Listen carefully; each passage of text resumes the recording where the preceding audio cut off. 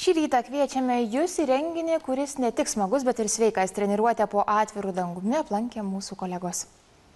Išsitiesiam ir pakvepuosim. Pradžioj giliai įkvepiam, pasitempiam į viršų, tiesiam nugarą leidžiame žemyn. Nors šias išvykas iš salės į lauką reguliuoja orai, šiemet jų dėl norinčių dalyvauti gausos bus dvi. Terasoje, nuo kurios visas Vilniaus senamiestis kaip ant delno, šį trečiadienį kartu su kalanetikos trenerė gali sportuoti visi norintys. Treniruotės lauke tai vyksta nuo pat mūsų veiklos pradžios, tai jau ketvirtus metus. Būtent šitoje vietoje esame antrą kartą. Tai praeitais metais turėjom keletą treniruočių, gal 3 treniruotės po 50 žmonių. Šiais metais panašiai, tiesiog reaguojame, aišku, jautriai labai į orą. Tai merginų užsirašo, kaip sakant, užsiregistruoja daug daugiau, bet būna kartais tas oras pakiša koją.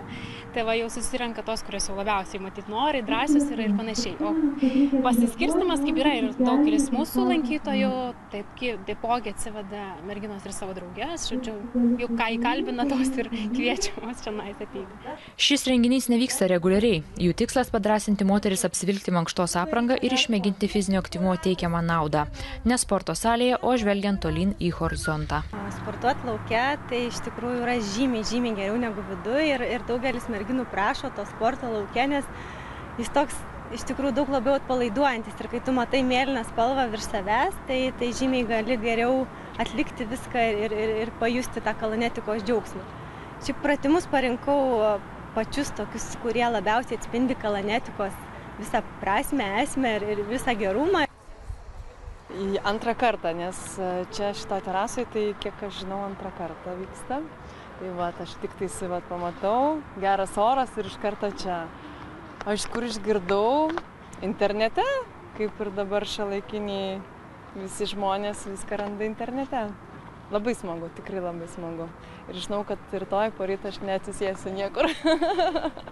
Kitas oras, gaiviau, smagiau įkvėpi ne salės orą, o tiesiog lauke saulė šviečia, dairaisi aplink stogai. Tikrai kitas jausmas, kiti įspūdžiai. Smagu. Labai gera viešoje vietoje, ta prasme po gryno oro, ar tai vieša ar ne vieša, tai nesvarbu man visiškai. Bet geriau negu salėje. Aišku, grynas oras ir ypač kai ne per karšta, net šiandien ir nelyja, ir vėjelis šiek tiek pučia, nes vis tik geriau negu kondicionierius ir uždaros patalpos. Jo, ir tau čia patiko šitam grynam ore pabūti. Ne, iš tikrųjų labai didelis pliusas, kai organizuoja tokius sportus lauke. Leidžiamės į priekį, rankos lieka sukabintos. Ir tas sukabintas rankas leisime kristi į priekį, jas tiesiog paleiskit.